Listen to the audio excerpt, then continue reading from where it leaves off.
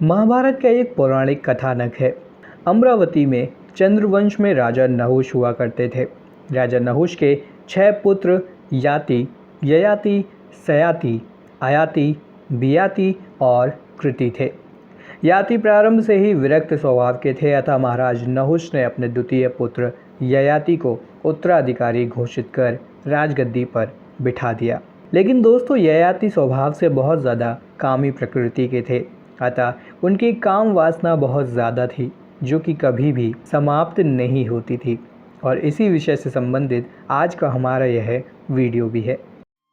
नमस्कार दोस्तों, और स्वागत है एक बार फिर से आप सभी का हमारे चैनल दैविक गुरु पर। दोस्तों, एक बार राजा ययाति एक जंगल से गुजर रहे थे। यह बात तब की है जब शुक्राचार्य असुरों के गुरु हुआ करते थे। एक दिन उनकी बेटी देवयानी असुरराज वृषपर्वाह की बेटी शर्मिष्ठा के साथ झील में स्नान कर रही थी। उन्होंने अपने कपड़े तट पर ही छोड़ दिए थे।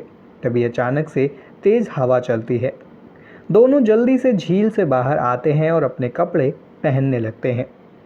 जल्दबाजी में शर्मिष्ठा ने देवयानी के कपड़े पहन लिए और दोनों के बीच झगड़ा हो गया। शर्मिष्ठा ने देवयानी को कुएं में धकेल दिया और वहां से चली आईं। कुछ देर बाद राजा ययाति वहां से गुजरे। उन्होंने देवयानी को कुएं से बाहर निकाला और दोनों ने विवाह करने का निश्चय कर लिया। जब देवयानी आश्रम में नहीं लौटी तो शुक्राचार्य उन्हें ढूंढने के लिए निकल पड़े। देवयानी शुक्राचार्य को मिली तो, पर उन्होंने उनके साथ जाने से इनकार कर दिया और उन्हें राजकुमारी शर्मिष्ठा से मिले अपमान की बात बताई।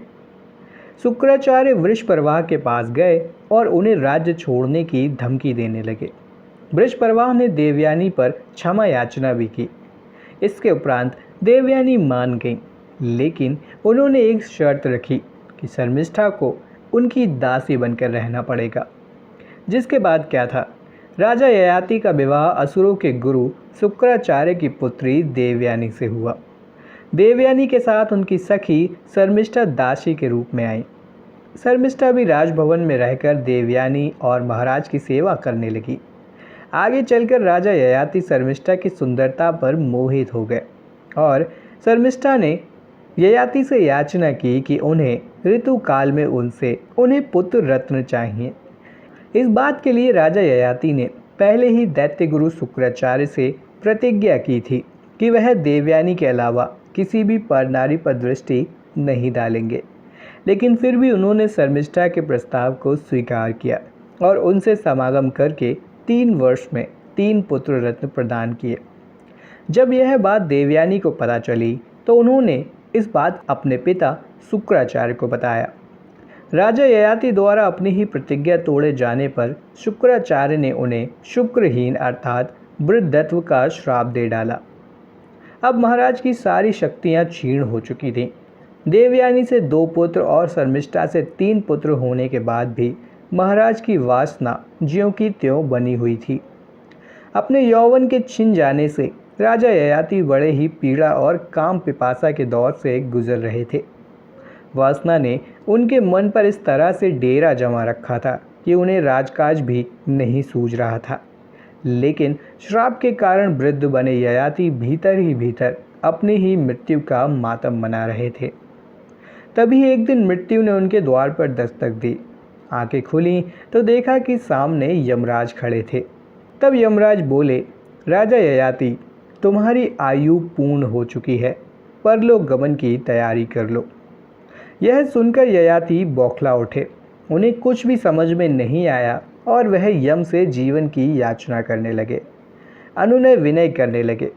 तब ययाति कहते हैं कि हे यम, आप जानते हैं मेरी श्राप के कारण यह दशा हुई है। कृपया करके मुझे जीवन दान दीजिए, अभी मेरी सारी इच्छाएं अधूरी हैं। आखिर ययाति की वासना याचना बनकर सामने आ गई थी। तब यम कहते हैं, ऐसा नहीं हो सकता। हर मनुष्य के जीवन का एक निश्चित समय होता है। उस आयु भोग के बाद सबको विदा होना पड़ता है और यही शाश्वत नियम भी है। तब ययाति गिड़गिड़ाकर कहते हैं कि हे प्रभु, पृथ्वीवासियों की मृत्यु आपके अधीन है। आप काल के भी महाकाल कहे जाते हैं। यदि आप कृपा करें तो मेरा जीवन संभव हो सकता है। राजा के बहुत ज़्यादा अनुनय विनय करने पर यमराज मान जाते हैं। वह कहते हैं कि हे राजन, मैं आपको एक उपाय बताता हूँ। अगर तुम्हारे पुत्रों में से कोई पुत्र तुम्हें अपना यौवन प्रदान करे तो तुम सुखपूर्वक जीवित रहकर अपनी अधूरी इच्छाएं पूरी कर सकते हो। यह सुनकर विषयों के चिंतन में लिप्त और मन का गुलाम ययाति निर्लज होकर अपने पुत्रों से यौवन की याचना करने लगते हैं। अधिकांश पुत्रों ने इस अवस्था में वासना के अधीभूत अपने पिता को क्रोधपूर्वक दुत्कार देते हैं और अपना यौवन देने से मना कर देते हैं। लेकिन राजा ययाति की दासी शर्मिष्ठा के सबसे छोटे पुत्र पुरु को अपने पिता की अवस्था पर दया आ जाती है और वह आगे बढ़कर पितृभक्ति दिखाते हैं और अपने यौवन देने के लिए तैयार हो जाते हैं। पुरु के त्याग को देखकर यमराज को आश्चर्य होता है। जब वह इसका कारण पूछते हैं तो पुरु कहते हैं, सांसारिक भोगों की आसक्ति ठीक नहीं, क्योंकि मैं अपने पिता की दशा देख सकता हूँ और यह दशा कल मेरी भी हो सकती है। पुरु की दूरदर्शिता को देखकर यम उनसे जीवन मुक्ति का आशीर्वाद देते हैं और ययाति को 100 वर्ष की आयु प्रदान करते हैं।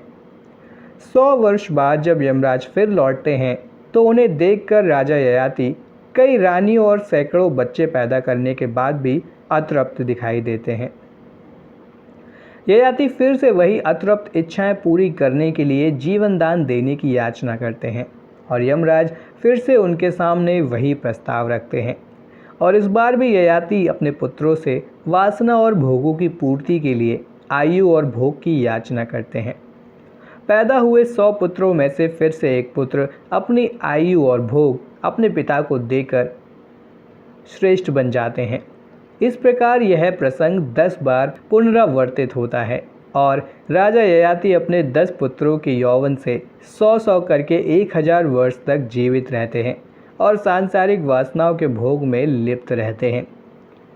जब 1 सहस्त्र वर्ष तक भोग लिप्सा में लिप्त करने पर भी ययाति की कोई तृप्ति नहीं होती है तो विषय वासना से उनको घृणा होने लगती है।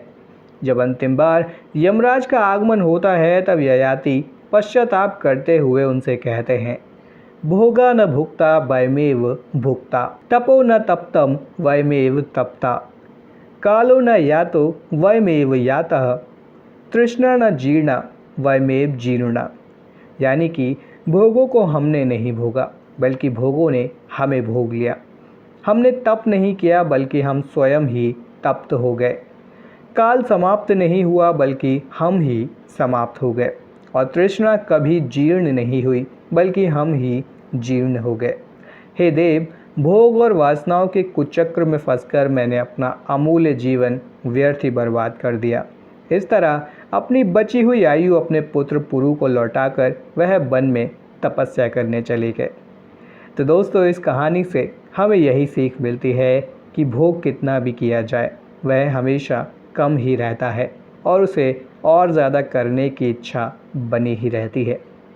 आशा करते हैं कि आपको आज का हमारा यह वीडियो ज्ञानवर्धक लगा होगा। ऐसे ही और भी वीडियोस देखने के लिए हमारे चैनल दैविक गुरु को सब्सक्राइब ज़रूर करें। वीडियो में अंत तक जुड़े रहने के लिए आप सभी का धन्यवाद।